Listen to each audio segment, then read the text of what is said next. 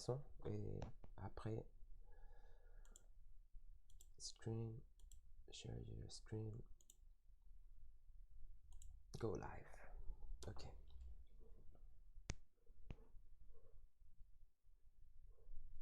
Ok, j'espère que vous avez un visuel maintenant. Donc, merci à Florentin et Pierre pour les corrections de l'Exo 4 et 5. Par rapport à l'Exo 4, bon, je vais passer hyper vite. Donc, n'oubliez de passer pour savoir que c'est... J'insiste, mais ouais, c'est... Sinon, vous pouvez avoir problème après. Donc, dépasser les validateurs XML-Lint à chaque fois que vous mettez un DTD. Ça, c'est à peu près, je pense, bon, ça c'est la version en anglais, mais c'est exactement ça que Florentin il a expliqué. Puis, il a expliqué aussi, mais il y avait une autre question. Si on veut ajouter un élément population qui ne soit pas obligatoire, on peut le faire en tant qu'attribut en mettant implied. Il a bien fait, donc voilà, rien de plus. Par rapport à l'Exo 5, je vais profiter pour vous donner une petite notion. Donc, c'est aussi très bien expliqué par Pierre. Donc, vous pouvez les faire, ça c'est une possible option. Moi, j'ai un Ferrari, Pierre. Donc, bon, je préfère les Lamborghini aussi. Mais bon, un Ferrari, c'est déjà pas mal. Donc, pour la flotte des véhicules, c'est ça que je vous avais dit. Au lieu de répertoire, vous pouvez mettre flotte, garage, je sais pas quoi. Donc, on peut faire la définition, comme c'est à nous de la faire, on peut la faire en tant qu'élément. Donc, ça, c'est une définition où tous les éléments sont des... Toute l'information sont des éléments. On peut par exemple dire pourquoi pas la registration en anglais, bon, ça sera la plaque ou la matricule, je sais pas. Pourquoi pas les mettre en tant qu'attribut. Donc on peut faire une petite modification et vous pouvez voir ici que ça c'est une modification possible. Si vous vous rendez compte, je l'ai mis en tant qu'ID. Vous pourrez les mettre en tant que CData, mais si on les met en tant qu'ID, ça signifie que dans tous les documents XML, à chaque fois qu'on met un plaque, un matricule, ça doit être différent. Donc, c'est registration, c'est unique, ça doit être unique. Et ça, c'est le type ID. Et c'est assez bon, un petit introduction à ça. Et une autre question, c'est que ID, il doit forcément commencer par une lettre. Donc ça, on va aller voir la semaine prochaine, probablement. Et puis, on a cette version et on peut avoir, pourquoi pas, une autre version telle que celle-là. Donc, où on met toutes les données de la véhicule, on les met en tant qu'attribut. On pourrait les faire comme ça. Tous les trois, toutes les différentes options sont faisables. Ici, j'ai mis, si vous vous rendez compte, l'élément de véhicule empty parce qu'il ne contient rien. Il ne contient que des attributs, en fait. Donc, voici les trois options pour l'Exo 5. Ok.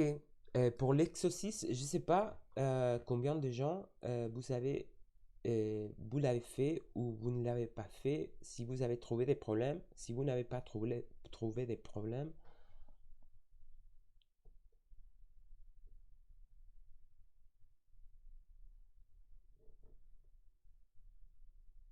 donc l'Exo 6, vous pouvez me dire comment, si vous avez réussi à...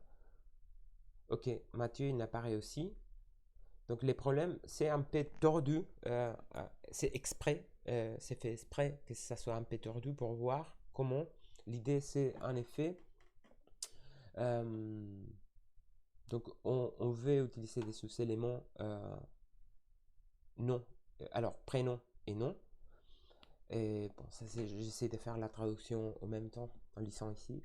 Donc on veut qu'on peut mettre tous les deux les noms et les prénoms, alors les prénoms et les noms dans l'ordre qu'on veut, qu'on souhaite en tant qu'élément, mais garder les noms, alors les prénoms toujours de façon que ça soit facultatif.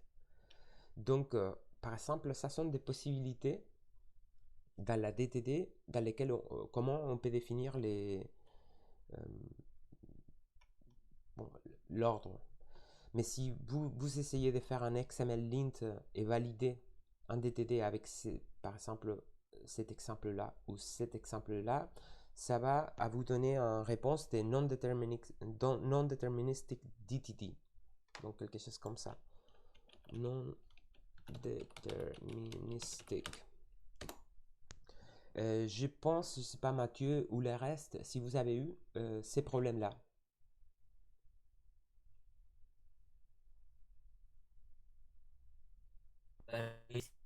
Oui, Essayé de faire exactement ce qu'on montrait, mais ça me disait que il fallait que je mette des virgules à la place des barres, etc. ok. Bon, Ça fonctionnait. je vous montre maintenant pourquoi c'est produit les problèmes et après comment on peut trouver une solution pour ça. Donc les problèmes c'est produit parce que tel qu'il est préparé, bon, comment fonctionne la DTD, il fonctionne par des modèles pattern, ok? Donc on essaie de chercher un pattern, je sais pas, modèle, je pense que c'est la bonne traduction en français.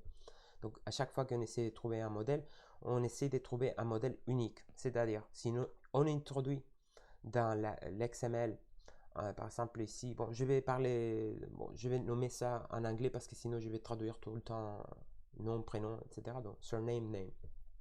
Imaginez-vous par exemple qu'on introduit avec CDTD, bon, ces lignes de DTD, on essaie d'introduire bon, disons un surname. Donc on va introduire les surnames, mais l'XML, XML lint en fait, il va essayer de chercher à quel modèle ça fait référence, à celle-là ou à cette autre-là. Et comme il n'est pas sûr, il va nous donner que il peut être l'un ou peut-être l'autre. Donc ça va nous donner en réponse des non déterministiques, qu'il est non déterministique, voilà. Ou on peut trouver une solution telle que celle-là, ou on peut mettre par exemple surname et puis facultatif name, ou soit ça, soit dans l'autre ordre. Donc on peut penser à cette solution, ça a été mon premier choix en fait, d'essayer de mettre ça en place, cette ligne-là. Mais le problème ici, c'est que si on met par exemple dans l'XML surname égale à peu importe, à nouveau, on ne sait pas si ça fait référence à cette modèle ou cette modèle, parce que ça pourrait bien être cette modèle dans le sens que name il n'apparaît pas, ou name il n'apparaît pas et on met surname. Donc il y a un cas où on ne reconnaît pas à quel modèle on fait référence. Donc voici une possible solution. Donc ça c'est la flotte des véhicules et ça c'est un modèle, la DTD quelconque. Donc les propriétaires, on peut mettre pour garder, pour pouvoir avoir les désordres, on peut mettre surname, name facultatif ou name, surname et puis adresse et véhicule. Alors, oui, c'est ça. Pourquoi ça ne donne pas non déterministique? Laissez-moi réfléchir. Ah oui, parce que toujours s'il apparaît un surname et qu'il y a un surname, ça va être clair que c'est cette modèle de cette part-là. Par contre, s'il apparaît un nom et un surname, ça va être cette partie-là. Et s'il apparaît un surname et un name, ça va être cette partie-là. Donc, tous les trois combinaisons possibles, ils sont très explicites. Soit ça appartient à cette partie du modèle, ça appartient à cette partie du modèle. Je suis consciente que c'est un peu chiant. Et ça, comme je vous ai dit, ça s'est fait exprès pour vous embêter. Mais parfois, quand vous allez compiler XML-lint, ça peut vous donner cette ligne de non-déterministique, je me rappelle exactement, non-déterministic example ou DTD ou quelque chose comme ça. Et ça c'est dû à cette caractéristique. Donc, je ne sais pas si vous avez des questions par rapport à l'Exo 6. En effet, c'est que de trouver cette petite ligne-là.